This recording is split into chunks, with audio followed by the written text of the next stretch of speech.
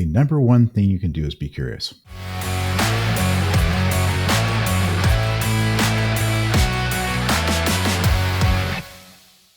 Hello, and welcome to the Mindset and Self-Mastery Show. I'm your host, Nick McGowan. Today on the show, we have Ryan Christensen. Ryan, how you doing today? Doing really well, man. Thanks for having me on. It's an honor to be here. Absolutely. I'm glad that you're on. I always enjoy shooting the shit with people before we start because I can tell basically where and how the episode's going to go. And for people that listen to this, there are times where I'm like, this is going to be a great episode, and maybe it wasn't for you, but it was for us, and maybe it was for you, and it wasn't for us, whatever. Yep. But for the most part, there's a lot of shit that we're going to be able to get into, and I'm excited for us to get started with things. So why don't you kick us off? Tell us what you do for a living, and what's one thing most people don't know about you that's maybe a little odd or bizarre. Sure. So these days I'm a hypnotist and an author. I focus on doing very deep belief work, kind of refocusing those emotional belief sets. The one thing that most people don't know about me is the first time I wanted to kill myself, I was 9 years old. Jeez. Well, let's fucking start there. So what happened at 9 that you were like, that's it, I'm done? Well, it was very much a situation where I knew with absolute certainty that the world worked for everybody else and not for me. Everybody else is able to get what they need. Everybody else is able to navigate things. Everybody else understands stuff. Everybody else is able to play by the rules and not me. People tell me how to do things. I do the thing and it wouldn't work. And I just could not for life of me figure out. Nobody understood what the problem was with me. Nobody could help me. Like I grew up in Kansas in the 1970s and 80s. Turns out I have an IQ of around 140 to 145 and I'm autistic. But I didn't figure that out until last year.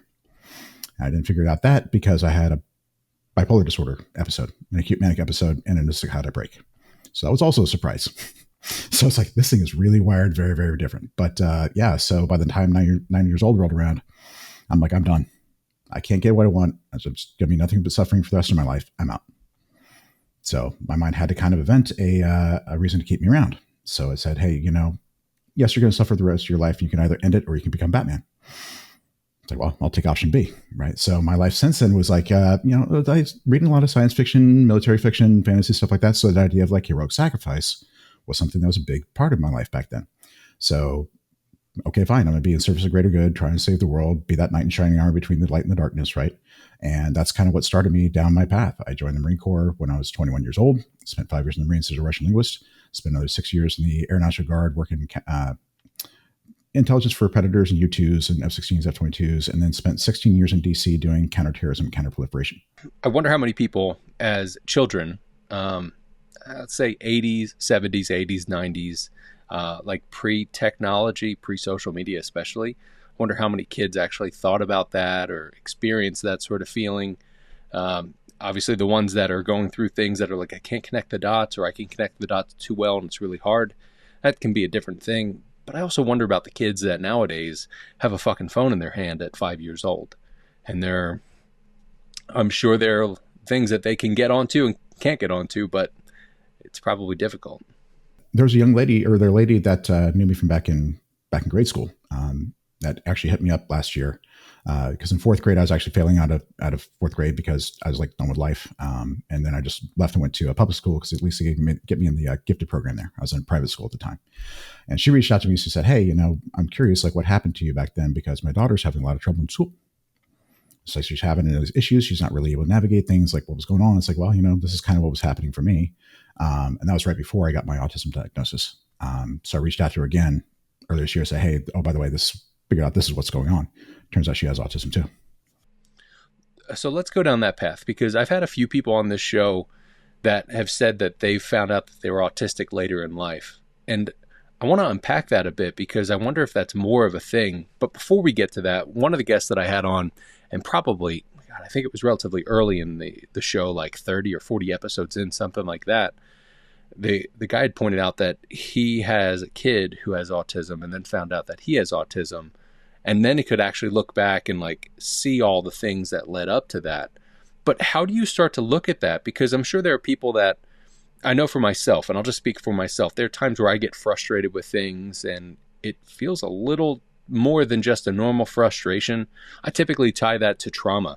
I do trauma and process work and it heals some of that. And then there are times where I'm still frustrated and that trauma's still in my cells and working through it, etc. But I wonder how you can then separate from that and go, okay, well, there's trauma, but there's also autism. And I'm sure there are other layers and things of that sort, depending on the person's situation, context, etc. But how the fuck did you get to that point where you're like, oh, this is it? Well, it was again, it was kind of an interesting process. So I've got three sons. All three of them are just diagnosed with autism, with Asperger's and ADHD and stuff like that. And I always knew that ADHD, that was kind of pretty obvious for me. But it's actually 2 years ago, I was sitting down with my girlfriend watching Love on the Spectrum, which is a Netflix show about autism, dating, that kind of thing. And there's a guy on there named Steve. And Steve was 62 years old and wanted to have a girlfriend, never had a girlfriend in his life, thought it'd be a wonderful thing. And Steve had been diagnosed with autism 2 years before the show started, which means that for the first 60 years of Steve's life, he did not know he was autistic.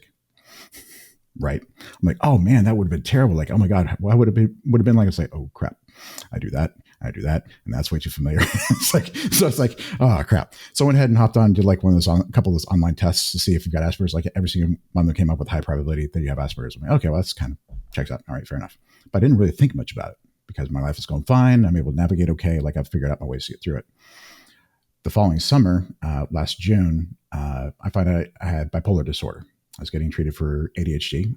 They put me on Adderall, and that's a bad thing if you have bipolar because it can trigger a manic episode. So got in a manic episode. It went really far. Ended up having a psychotic break, getting arrested, thrown in jail, having to deal with like 3 misdemeanors and a felony charge for a year trying to get out from underneath that. But because it was such a severe episode, I'm like, all right, that was a surprise. Let me make sure I don't have anything else running in there. Sure. It's like, let me make sure I don't have any other than that. Clean it all out. Yeah. So I went ahead and got a full battery of psych tests and stuff like that. And I'm like, yep, the ADHD and the bipolar. And yes, you do in fact have autism. I'm like, okay, cool. So what does this mean? And I realized that a couple big pieces for me. It's like, number one, it's kind of like being socially colorblind. There's like a lot of nuance and detail to human interaction and social interaction that I can't see. It's like if you're going to Y Club and everybody's there like a sommelier talking the terroir and the tannins and whatever, it's like, yep, this red wine in fact does taste like red wine. I can't see it. Just can't see it. Completely blind. So the way I ended up figuring out how to navigate life was, I've got a pretty high IQ, so I just threw horsepower at it. And so I'm just going to brute force reverse engineer human behavior, right? If there's a pattern of behavior, then there's a deliberate process that drives it, which means I can figure that out. Just got to look at enough inputs and outputs. Right. So that's essentially what I did to navigate the world for my entire life. It's just like, okay, I'm just going to reverse engineer what's going on. Right. Which helped me a lot when I was in the intelligence world, because that's a very transferable skill when I'm trying to figure out what's happening over there. Right. But the other thing is there's a lot of stuff. Part of why I went in that manic episode that far was because there's this thing called autistic thought looping, where you like just latch onto something and just keep on cranking on it. Just can't let go. So once I got into my sort of manic space, I started like, oh my God, I'm really interested in this and this. And I went into this full on Rain Man, beautiful mind, figure out the secrets of the universe kind of process, which is what drove me right off that cliff. So, everything kind of made sense after I got that diagnosis. Oh, that's why all this stuff was hard. Oh, this is why I missed all this stuff in my marriage. It's like, oh, I had the bipolar and it's like, okay, no wonder I'm a mess. No wonder everything was a flaming train wreck. Right. But at the same time, it became my superpower in a lot of ways, because as I was trying to take care of myself and fix things, like that whole like trying to save the world narrative sort of ran its course by the time 2019, 2020 came around. It's like, okay, now I got to have to find another way to live. So got certified as a hypnotist beginning of 2020, started helping out people one-on-one. So now I've got that piece, but I still can't get what I need in life. And if I can't figure out how to get what I need in life, this ain't worth living. I'm done suffering. I'm out. So did everything, the coaching and the therapy and the psychedelics and the energy healing and the Reiki and the spiritual stuff and this hypnosis, like everything under the sun. And what I realized along the way was none of it worked the way they said it did. Supposed to do this thing, get the result, and I don't. Because since I'm autistic, I can't lie to myself. I can't pretend. I can't do the fake it till you make it. My mind's like, nope, that ain't true. I'm like, crap. So I actually had to sit down and like reverse engineer what all those underlying assumptions are behind all these different models to figure out how they actually worked, what the limitations were, and then figure out, I'll say, okay, if this works this way, then I need to do this, this, and this to actually get to where I want to go. And actually have to, it was crazy because like, okay, I know exactly what's wrong. I know exactly how to work to fix it. I can't fix it myself. They don't have the right tools. So I have to figure out how to package the problem in such a way that they can use the tools that they have to get the work done that I needed, even though they didn't know what was going on. So it was a crazy thing, but it's because I'm autistic and have that ability to just like reverse engineer and just like keep on plugging away at stuff that allowed me to get to that point so I could save my ass. It's interesting how we as people are survivors no matter what. Like even in those moments where you're like, I'm done.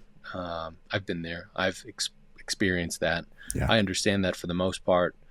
Mm-hmm. Based on most of our energetics, it's assigned to us of like, you're off. There's something off, and not chemically or mentally even, or specifically, I should say, but that there's something that's just not aligned with what you're doing at the moment. Like some people will go through jobs and they're like, I fucking hate it here and blah, blah, blah. And it's like, yeah, but that's only painful enough if it's just numbing or dull pain. But if you get to a point where you're like, I just fucking can't anymore. Yes. That's a sign, just like emotions, where emotions are like, hey, just letting you know there's something up here. You should do something with this, or at least fucking look at me. 100%. But it's interesting how we as humans will then be resourceful. Like you become very mechanical, where you go, great, well, I can see that these pieces can work together. And you've even figured out, like, all right, you're giving me these things and I see these things over here. Let me Trojan horse this and kind of put it in a nice little capsule, and I'll fucking give it to myself that way. But I want to take a bit of a step back because, one, you kind of blew past a lot of shit where you're like, I got arrested, this thing happened, all that. Like, I'm sure there are people that are listening like, what the fuck? Yes. Back 30. Like, what did you say? Well, I'm sure we could go down that path a bit, but I want to actually get to the thing that I think for most people, especially the people that listen to this show, go, look, I'm going through things, I'm successful, or I'm working toward the things that I'm doing, but I still feel agitated, or I still feel not fully fulfilled, or what is that? Yes. There's a lot of times where I talk about trauma because I totally believe that most of the trauma, most of the experiences we have come from our childhood. Even if somebody said something weird to you as a little kid, like, I don't like your jeans, or I don't like your shorts, or whatever, that could have triggered you and set you on a path and what have you. So no matter if it's little t, big T, or ginormous T, trauma is a factor to it. But that's separate from a chemical thing. And for you to be able to understand how you operate, and like you said, give it basically like the horsepower of like, well, fuck it, I'm just going to go ham with this thing and push at it. I think a lot of people, even if they're not autistic, will do that same thing too. For the most part, I think of that as kind of our subconscious winning strategy, where our subconscious is like, all right, here's how you go about this, and here's how you win in this. And then we go, well, great, I'm just going to fucking pour fuel on it and see how we roll from there. But how do you actually take what you do and how you go about things to be able to operate with what people have been telling you to go, and I don't believe that I'm autistic, but I haven't gone through all the testing and all of that. Sure. But for you to go, well, that doesn't seem right to me, but what seems right and what actually works with me is this thing. So being able to take the diagnosis, or you should go try this or try that, etc., and being able to work your own path while still ingesting the things that are coming to you, but filtering through them and not just taking what other people say. Like doctors will say, well, here, take this medication. And people go, okay, I take medication and I'm good now. Sure. And then 2 months later, they're like, I fucking still hate everybody. But how do you work through that? Let me go ahead. There's a lot of pieces to unpack here. So let's start with childhood trauma first. Let's talk about the chemical versus everything else, and kind of like why we get stuck in these loops. Okay. Fundamentally, before you're about 5 or 6 or 7 years old, your rational mind, your reasoning really hasn't come online yet. So you're drawing all the conclusions about the world from a very emotional perspective. And it's the problem with how we do everything, especially here in the West, is a very left brain versus right brain issue. Left brain, very detail oriented, very rational, very individual events, very specific stuff, right? Your emotional brain is at 30,000 foot view. It's patterns over time. It's sequences through events. It's narratives, right? Trees and forest. Because we favor rationality, we make it such a high priority and such a major value in the West. We always want to do what? The detail stuff. Why? Because it's what we're good at. It's what we understand, right? So we're always looking at the trees and nobody's looking at the forest. Your unconscious mind has its own set of beliefs, or the emotional mind has its own set of beliefs, its own set of conclusions, because it's looking at it from the 30,000 foot view. It's got a completely different set of conclusions as the ones down here, right? So your rational beliefs and your emotional beliefs often very, very different. And the other thing is, you can't get to the emotional beliefs from the rational ones. If you're sitting around Times Square, you can understand that thing every 6 inches, every inch of that Times Square, and it's going to tell you absolutely nothing about what New York looks like from the air. So the problem that we get stuck in is the only narratives, the only tools, the only stuff that's out there is all left brain focused. Figure out this piece, this piece, this piece. So the only thing that is available to us, the only stories that are out there are keep on hammering at that because that's the only tool you have. And it's not that the subconscious mind says this is the right way. It says this is the only thing you've got. And the idea is that the narrative out is, if I just keep on hammering it long enough, it'll go away. All I do is, this thing is fixed. Okay, fix this. Oh, no, that's not actually a problem. It's this other little thing, right? We're just going to fix this, right? But the problem is because you're solving these individual things, you're never touching that big thing. And this little stuff is really a manifestation or the individual application of this bigger thing. So if I feel like I'm not good enough, imposter syndrome, relationship issue, insecurity, blah, blah, blah, blah, blah. So I fix this, still not good enough. Fix this, still not good enough. Fix this, still not good enough. So it just keeps on popping up in all these different ways. But our minds, when we're in that place, we're like, screw it, I'm done. Or we've ever been that way, we ever kind of felt that way, our mind has to keep us alive. Our survival mind is like, I will keep you breathing. I do not care if you're happy. That's not my fucking job. That is not my fucking job, right? So as long as there is hope, as long as the idea that a solution exists, continues to exist for you, it will keep dragging you on, right? Because it's like, oh, solution exists, I just have to find it. And that's exactly why I stayed alive for as long as I did. Was my mind was like, nope, there's a way to fix this. I know there is. I'm going to keep going. There's one time as part of my manic episode, got to a point where I realized that I no longer had free will, right? You're in this manic episode. I feel freaking phenomenal. My unconscious mind is going to do whatever the heck it wants, and I can't tell it no. I can't stop it, because when you're doing the right thing, you feel good, right? So the fact that I felt phenomenal about everything means I was doing the right thing, no matter how crazy it was. Like, oh, crap. This is really bad, because I'm a former Marine. I have multiple firearms, thousands of rounds of ammunition, body armor, and I'm not happy about the way things are being done. That has bad idea written all over it. All over it. So I'm like, oh crap, I'm in a situation where like this could go really, really bad. So I actually texted a friend of mine. I'm like, hey, this is what's going on. Like, I need you to let me know if I'm dangerous or not. I set my phone down. I just sat on the couch and cried. Because if she had said that I was dangerous, that meant there was no solution. I was not going to allow something that dangerous to freaking live. Would not allow that. I know exactly. I worked counterterrorism for too many years. I was a Marine. Like, I know way too intimately that is not, I can't let that go. She said, no, you're not dangerous. You're going through some stuff. Here's some stuff there. I was like, okay, cool. A solution exists. Don't know what it is, but it exists. All right. So that's why I told my mind was like, okay, look, you screwed up. You took my free will away. I can't stop you. Fair enough. You find a way to engineer free will so that you can never manipulate me again. I'm going to put a bullet through your head. Because I knew a solution existed. Had to find it. Fine. You screwed it up. You fix it. Right. And it got to work. But that's what ended up causing that psychotic break. So in the course of the next 3 days, I just went completely insane. Something I've been bringing up a lot over the past, I don't know, probably 5, 10, 15 episodes even, is how sometimes we can just skip past time, where we can go, oh, this thing happened, and then 5 years later, this thing happened. It's like, what the fuck happened in those 5 years? So even in that, the next 3 days, like, oh my God, what did that time look like? And that's part of the reason why I get to that, is part of the purpose of the show is to be able to talk about overall mental wellness, but the things that you've done to be able to work through things on your own.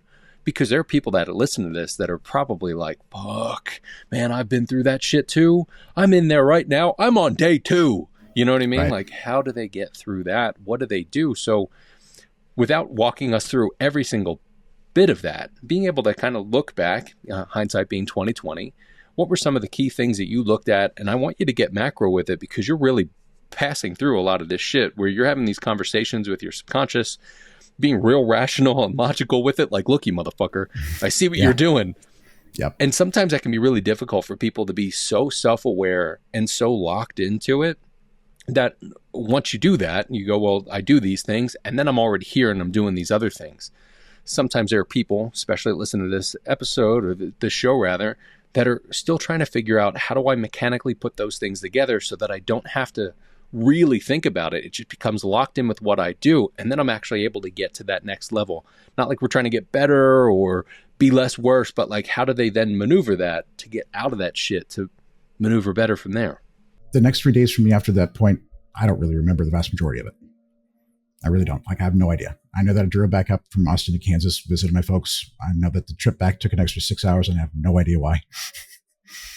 No idea. I ended up getting arrested, walking around the parking garage in my old apartment building naked on a Sunday afternoon at like 2:00 in the afternoon.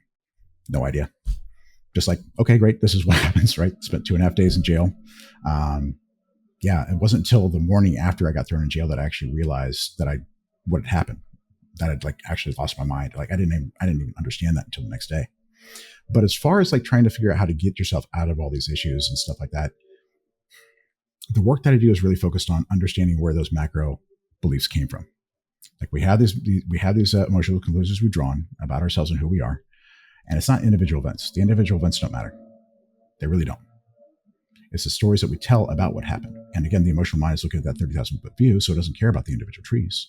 It's looking at that pattern over time, right? And that's one of the things that really that hit me about the whole trauma narrative is if you're looking at everything from the terms of trauma, then every individual wound is something else you have to deal with. Every other negative emotion, another one you got to deal with. So you got to spend all your time trying to fix your past. And while you're doing that, more and more traumas pile up. So it never freaking ends. Never freaking ends. Not the way things, like you can't go through life that way. You're never going to get to the finish line. And for me, like, again, I had to find that finish line. I had to figure out a way to get across it. So one of the things I realized was that emotions aren't actually pain. Negative emotions aren't actually pain. Everybody thinks that they are. It's the easiest conclusion to draw, but they're actually not. They're just, your mind is just asking you for help to solve a problem, right? But when you consider emotions pain, especially when you've been through a lot of heavy negative emotion when you're young, now your amygdala, that survival part of your brain, kicks off. Because what happens when somebody's in too much pain? They die. So now what does it have to do? It has to manage your emotional state as if it's a threat to your physical survival. Right? That's why everybody's always looking at them as a problem, because what happens? Your hand hurts, you're supposed to look at your hand to fix it. That's where the problem is. Feel these emotions inside. Problem's got to be in here, got to be in here. No, it's not how it is. Problem's always out there, just how you navigate life. So if you want to sit back and try and figure out how to do all this stuff, if you're trying to solve, again, if you're trying to solve these individual problems, you're doing left brain, rational stuff, playing whack-a-mole. You're going to be doing that forever. Chopping out a bunch of trees to try and get rid of the forest. That ain't going to work. Got to go higher level. Because if you fix this, if you fix the context that everything is being interpreted in, you don't have to do a lot of this stuff. Now that you use a lot of times, it's like, okay, you got a big box in your head, label on the side that says, I'm not good enough. A million different things in it. Standard process, take some stuff out, put it in a different box. Right? A million things in there. It's going to take forever. More stuff getting added in every day. That's going to never end. But there's a label on the side. Let me take off, I'm not good enough. Let me slap up, I am good enough. Everything in the box now means I'm good enough. Don't have to deal with it. I really I appreciate that you look at getting to the root cause of it. It's kind of like a duh moment in a sense, where right. I think once people get to that and they realize that, like, oh yeah, I'm just fighting against these symptoms or these smaller things. And for the most part, the world we live in kind of just pushes things for symptoms. I mean, I was having a conversation with somebody the other day about the amount of commercials that are out there that are medications about other medications about other medications.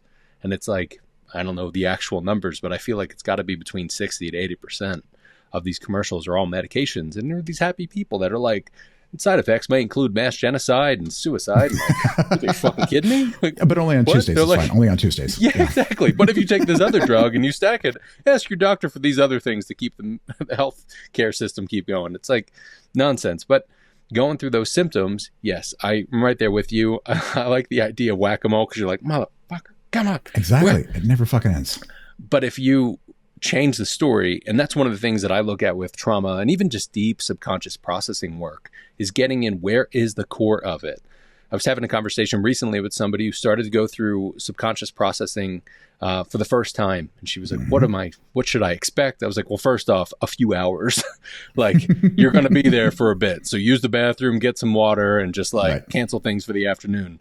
But you'll go into it expecting like, this is the thing I want to work on. You'll come out of it typically going, this is the other thing that I actually worked on. Yes. Because it's gotten so far back that, yeah, right. I'm right there with you with the box. Like, if you change that label, and that's real simple, obviously you're just going, change that piece of tape. There's work to be done. Yes. Yeah, exactly. Well, but in essence, I mean, that's what we're talking about, of just like changing that, reshaping it, telling ourselves a different story and understanding where that stuff comes from. But if we can get all the way back to the core of it, then we're working on the actual problem. It's almost in the physical realm. It's like, if you're bleeding and you're just gorging blood out of your arms, yes, you want to put something on that, but why are you fucking bleeding? What's happening and where is it coming from and how do you stop that? People say, oh, what's the root cause? Right. I've got this problem, so let me follow this problem down to the root cause. Right. Even when you're talking about subconscious processing, stuff like that, you're still taking a single symptom, single thing down to a single cause. Right. So like, oh, I'm procrastinating. Where did that come from? Right. The way I look at it is very, very different. It's like, okay, you're procrastinating, hold yourself back, all this kind of stuff. Great. That's this idea of like, I'm not allowing myself to succeed and live a good life. Right. That's just all these different tools, all these different mechanisms to accomplish one goal, to hold you back. Great. Let's figure out why you're holding yourself back, period. Not all these individual things. No. Not in this way, not that way. No. You're holding yourself back. Why? Yeah. Just that's the only thing we have to figure out. Right. Yeah. Because when you do that, you're now looking at the emotional symptom, following the emotional symptom back to its root cause. Rather than the individual event is going to lead you to an individual event. Okay. So if you follow that high level pattern back to its cause, you're actually looking at it from the 30,000 foot view to begin with, which means two things. Number one, you don't have to deal with a lot of that individual stuff. A lot of stuff is going to go away. Number two, it doesn't actually take very long. It doesn't take hours and hours and hours. I can fix pretty much everything. Like, where I try and get my people to is a place where their core beliefs are, there's nothing wrong with me and there never was. There's nothing to heal and there never was. Trauma goes away. Never happened. It's not what that is. Good enough as I am to deserve whatever I choose. Don't have to prove it to anybody, not even myself. There's only 4 things you got to fix to get there. That's it. There's only 4 things. Got to fix this idea that emotions are pain. Disarm that little trigger in the back of your head. Make sure that you can actually engage with your negative emotions. Fix this idea that you're the problem, because that ain't it. Figure out how to give yourself value, which isn't even possible until you fix the first 2, because if you need to heal stuff, that means you're broken, not valuable. You need to fix stuff, you're broken, you're not valuable. Got to improve stuff, you're not valuable. So you got to fix these 2 first, then you can become valuable, at which point the question is, how valuable are you? But you got to do it in a way that you don't have to measure, because if you have to measure it, it still cannot be enough. Back to it. Yeah, right. But if there's only 4 things, it shouldn't take very long. Typically, it's only like 3 90-minute sessions. Because again, we're dealing with stuff at the 30,000 foot view level. Fuck this. This stuff takes care of itself because you're creating a new context for all this stuff to be done, right? Because your emotional mind, because your emotional mind happens faster than your rational mind. So your emotional mind is setting the context in which all this is understood. So if we fix this, change the context all this stuff is in, you ain't got to do 90% of the crap down here that you think you do. You bring up context. Context is super important. Yes, the idea of, and it also, I think it really ties into, there are tons of interpretations because we are meaning-making machines where we go, well, this should look this way, or I was told that this is the way, or fuck, even I believe, and I think I'm intelligent, that you should do it this way. And it's interesting how I think energetics ties into it as well as the way that we're brought up or the environment, all those different things. And sometimes I've seen people just brute force their way through things because they can control and they can do those things. And they just see, well, I see emotions coming at me. I push them off and I just keep driving. And they're just as tired and beaten down as the people that are super emotional. Yeah, it totally is. But it's such a, we're going at it in different ways, but not always getting to the root cause. Even some of those people that then say, all right, well, I'm going to fucking brute force my way directly to the root cause. Those people can't, because the whole, I'm just going to brute force my way there is like, I'm going to ignore all this crap. Yeah. You're just blinders on. So it's like, okay, these are all these useful signals trying to show me where the problem is. I'm going to completely ignore that and go where I want to go instead. I want this to be the problem, so I'm going to fix this. Right? As opposed to listening, it's like, oh, hey, I'm like, if your mind is trying, if you're afraid, your mind's saying, hey, this thing out there is a problem. You need to get away from it. I'm going to ignore that. I'm just going to go there and like, well, that's freaking stupid. Your mind's trying to help you figure out what the hell the problem is. So freaking listen to it, right? Especially if it's stuff you don't want to hear, because if it's stuff you want to hear, it means you're freaking wrong about something. It means whatever story you're telling yourself about who you are or why is fucking wrong in some way, shape, or form. It's either incorrect, incomplete, or whatever the hell it is. But whatever it's there, you are wrong. Period. So you got to listen, because your mind's trying, hey, motherfucker, look here. This is truth. This is truth. Even if you don't want it to be truth, allow it to be true long enough to figure out why it is, so then you can fucking fix it. I want you to go a little deeper with that, because I want people to understand that from what I understand, and correct me if I'm even wrong, but you're not saying like, just listen to what it says, take it for what it is, and then do something with it. It's to be alert with it. Almost like watching, like getting to a traffic light. The red means stop. We all know that. Yes. You can still keep fucking driving if you want. Totally. And I see people do it at times. Yes. Saw some guy yesterday. I was like, on you. What are you doing? Like, it's purple at this point. The fuck? Right. But we can still make those decisions to do it. The people that are the brute forcers that are controlling or what have you, and I'm real black and white in this moment right now, but those people that are real brute force and they push those things away, they feel in control of it and they go, well, I can get to this point and do it. The others that are super hyper emotional, all these things come up and they're like, well, there's relevance and there's probably some truth to this. And I want to hear all of you out and I want to experience all of that. But then being able to be anchored in yourself enough to say, I could do either of those. Yep. I think that then ties back to what you're talking about of we're not broken. People who have control issues have this idea of like, if I just have control of everything, then I can determine the outcome, right? Control is always about safety. Safety is always about fear. Always. So anybody who's got control issues is massively fucking afraid of something. And because they can't acknowledge those negative emotions, they don't even know what the fuck it is. They can't tell. They can't even go there. Can't even look at it. They can't even acknowledge the fear in the first place because it's too difficult, right? So when you have these people that are so aversive to feeling negative emotions, because the thing is, people like that, more than happy to be happy and joyous and prideful and all that stuff. Good emotions, great. Gonna do all day. Negative emotions, can't fucking touch them at all. Too painful. There was shit that was too much that they could handle. They've been running from their past their entire freaking lives. And they're stuck in a really, really terrible situation. I call it the treadmill a lot of times. It's like, okay, you got this intolerable situation when you're young, found a way out, and now you're chasing that thing, right? Got a carrot on a stick you're chasing. If you ever stop, get the stick. So they got the whole pleasure and pain double whammy. Yeah. Which means their lives get very, very fucking narrow because this is the only damn thing they're allowed to do. It's the only thing that's fucking safe for them to do, right? The people who are hyper emotional are these people who have like, they don't have any agency. They don't think they can do anything. They're just stuck. All they can do is just be bombarded with this stuff. And because they don't know what to do with it, they don't feel like they can do anything with it. They're just stuck like feeling all this crap all the time and they're just a victim. They don't have any agency. They don't have any power. The way through it, in my opinion, and sort of the thing that's worked the best for me is after I've done all this work, I'm in a very interesting place where I want it all.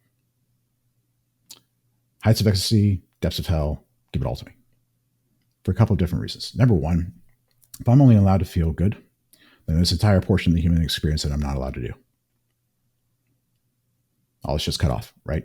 Number two, if I'm never allowed to hear the negative signals, my mind now has to keep me in a place where it's only safe to do this. So there's a lot of shit that I don't get to do, right? Number three, when emotions are no longer pain, every negative emotion is simply a question your mind is asking you. It's like, hey, we're facing this kind of problem. Help me solve it. Which means that feeling bad is a good thing because it means I'm fucking doing it right. Right? If I'm never afraid, I'm never up against something that I can't just automatically conquer. It means I'm not challenging myself. If I never feel shame, that means I've always hit the standard, always cleared the bar. Bar's probably too fucking low. Right? If I'm never feeling guilty, nobody's got a problem that I can solve. It means I'm pretty fucking useless. If I never feel sad, I never fucking lost anything valuable. If I never regret anything, never had an opportunity to get something valuable that I really needed. It means I'm aiming too fucking small. If I'm feeling bad, I'm fucking doing it right.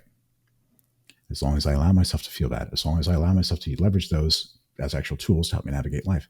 And the beautiful thing is this, problems are easy to solve once you know the problem is. The hard part is trying to figure out what the fuck the problem is.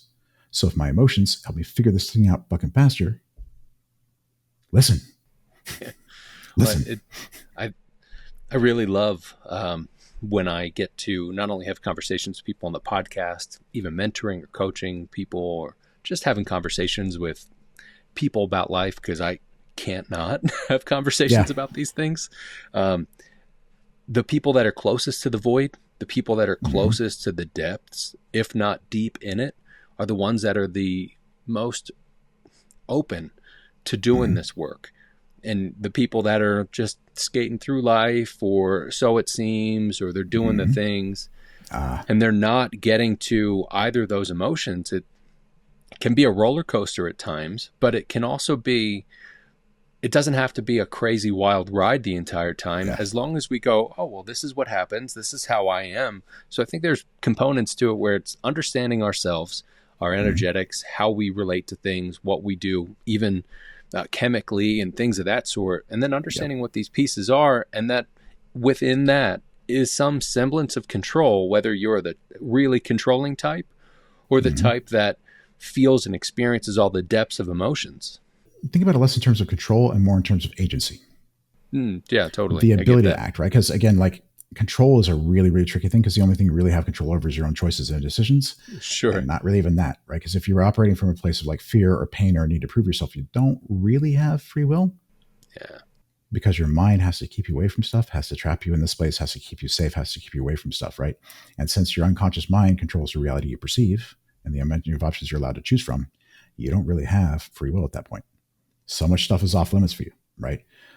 But once you're in this position where it's like, okay, now I'm dealing with stuff, now I've got tools, now I'm actually engaging with it. Your mind has been trying to help you this whole time anyways. So of course it's going to help you figure this stuff out. But the reason why people who are so in the depths of hell are so willing to engage with it is because we don't have any fucking choice. Yeah, you're there. Everything's not dark. have, You get it's to like something. we don't have any fucking choice. Like it's either figure this shit out or you're fucking dead, period. Right? If life is going okay, you can lie to yourself. You can pretend. It's good enough. It's fine. Oh, just like, if you're one of the successful people that are just dead inside, it's like, oh, everybody's telling me everything's awesome. I'm getting all this positive reinforcement. I'm just going to pretend to do that, even though I feel dead inside. It's easy to lie to yourself. Fortunately for me, I'm autistic. I don't get the fucking chance. I can't lie to myself. It's one of the most frustrating things. I can't fucking lie to myself. The whole fake it till you make it, cannot do it. So I couldn't lie to myself about this thing, shit, the things that were working because it fucking wasn't. Oh, the problem solved. No, it fucking ain't. Like, no, it's not. So I didn't have the opportunity to coast. I didn't have the opportunity to pretend. I didn't have the opportunity to say, oh, okay, things are just fine. It's like, no, they're fucking not. I'm still in hell. Still got to drag myself out, right? There's a beauty in that you're actually living real life. You're actually living truth at that point. Sucks. Fucking sucks. Don't get me wrong, but it's actually truth. Actually truth. And that actually puts you in such a much more powerful position than everybody who's living a lie. I think that's a huge observation too. So people that are listening to this that are going through really, really, really tough times or have gone through a situation like a life-changing situation, a death or divorce or whatever that looks like, we can then feel the emotions or we can become a controller or whatever you're going to do. But being able to actually understand that this is life. I'm sure there are certain people that will listen to this and be like, fuck you two. Like, I'm in it right now and this sucks and blah, blah, blah. I'm like, look, we get it. We've both been suicidal. Sure. We both have had all these experiences where it's like, take me out of here. I don't know about you, but I've taken that off the table. That is not a thing because I understand, like what we're talking about, that this is where life is. And if we're here and we're going to do it, we're going to do it. And some days I fucking don't want to because it's tough. It's like a workout. You hire a trainer and you go, all right, I want you to kick my ass. And then halfway through the ass kicking, you're like, can you stop? It's like, fuck you. You paid me to do this. We're here to do this thing. You're going to hurt in a beautiful way and being able to work through that stuff. So, man, I appreciate you getting in everything you've gotten into, all the depths of everything you've gone through. And for you to still be here, that is a beautiful thing. But for the people that are going through all of this right now and they're on their path towards self-mastery and working on this stuff, what's your advice for those people? The number one thing you can do is be curious. The way I see it, there's really only three things you need to do in life in order to get everything you want. Number one, you have to be your authentic self to the maximum extent possible, which means you can't lie to yourself about who you are. If you're in the shit right now, that's actually a lot easier. It's a lot easier to be honest about what you are and where you're at, right? Number two, you got to listen to yourself. You got to listen. All these different parts of your mind are trying to help you get where you want to be. All these different parts of yourself are trying to give you signals. Listen. If something feels off, it's because there's something's fucking off. Let's take the step back and do number three. Get curious. Get curious. All you got to do is keep asking questions. That's all you got to do. What does this mean? What am I missing? Where you're trying to show me, right? Even if it's wrong, it's going to get you closer to where you're supposed to be. It's going to start shining. It's like, oh, I need to go down this rabbit hole. Oh, I need to start looking about this, right? Be yourself to the maximum extent you can. Don't lie to yourself. Own all the crap you don't like about yourself because it's true on some level until you fix it. Listen to yourself, all those little subtle signals, wherever they may come from, and get curious. That's all you got to do. If you do that, you will get yourself out eventually. Won't say it's easy. Won't say it won't be rough. But there is a solution. You can find a way. You just have to keep being curious. And I think to add to that too, that can probably piss some people off. And I'm sure we've both been there where part of this is fun. You're here and you're working through this and it's a game, we get to play this game, but it's easier to say in this context right now on this call. I know there are times where I've even said that to myself while going through things and myself is like, fuck you self. I'm working through this shit right now. And it's like, you shut your fucking mouth. But Yeah. at the same time, we get to be able to work through these things and explore through it. All the rest of the stuff are variables. Yep. They're just ways to play this game. So Exactly. what a cool thing, in that sort of sense, where sometimes life is just really crazy and stupid. And there are times where I'll even look up and be like, why the fuck are we all here? Like, why don't you just end this thing? Here's the beautiful thing about all that. Like, when you start looking at life as every single thing is out there to teach me something. Every single event is out there to teach me something. Yeah. Like, did I go through hell? Yes. Did I fucking have to drag myself out of hell for 48 goddamn years? Yes. Did I have a gun in my hand more than once? Yes. Did I fucking lose my mind? Yes. And every single one of those things taught me something about how things work, about how mine works, to fix myself and help me fix other people. Yeah. And you can get anything you want in life as long as you're willing to pay the price. The more valuable, the higher the price. I paid a pretty fucking high price to get really fucking valuable. Yeah. Right. Every single thing is there to teach you something. Just take the fucking lessons. So many people play video games, no matter what age at this point. And we can all play those video games, but then we forget at times that we are kind of an RPG. Like, we're moving through this, and sometimes you get half or all the way through. I think back to like The Legend of Zelda at times. Oh my God. It's going all the way through and it goes, fuck, I forgot this goddamn key. And you got to go all the way back and find the key and go. Yep. And that's a basic thing. But in that sense, like, we sometimes do that. And I'd said to myself and even my ex-wife and friends and business partners and stuff before, I don't want to go backward, because I had a fear that backward meant such a bad thing, where there's not actually a backward. There's you learn from these things and you continue to just move along. So you're still more things to learn. Even going back to Legend of Zelda and like going back, there are other things you get as you go back through that level to get that key and then keep moving along. I think that's a playful kind of tongue-in-cheek way to put it, because for most of us, we're used to something like that, but then we get to be able to move through life in that sort of way. So, man, I appreciate you being on today.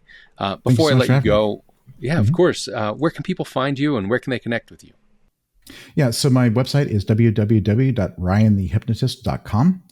Offer 45 minutes consultations. They're free. We'll sit down, dig into what's going on in your life. I'll tell you what's actually happening, where it came from, why things have not been working. I also have a book on Amazon called Winner Peace, WINNER Peace, How to End Inner Conflict and Make Success Inevitable. It's actually my entire process, start to finish, all the theory, all the modality. To the extent that you can get the work, the benefit of working with me one-on-one in that format, I try and give you as much as I can. I love that. And you're not trying to just like hide the secret sauce with it, because a lot of this will take either work with you or work with some practitioner to be able to work through this stuff. I want to touch on that real quick. We're not here to just do life alone. No. We are here to work with other people. And I deeply believe that part of purpose in life for all of us is community-based and us being able to work with other people. So I appreciate you doing that, putting that stuff in there, and also understanding that you're going to work with the people that you work with. And those are going to be the right people to work with. Man, it's been awesome having you on today. Again, thank you so much for your time. Outstanding. Thank you so much for having me on. It was a great time.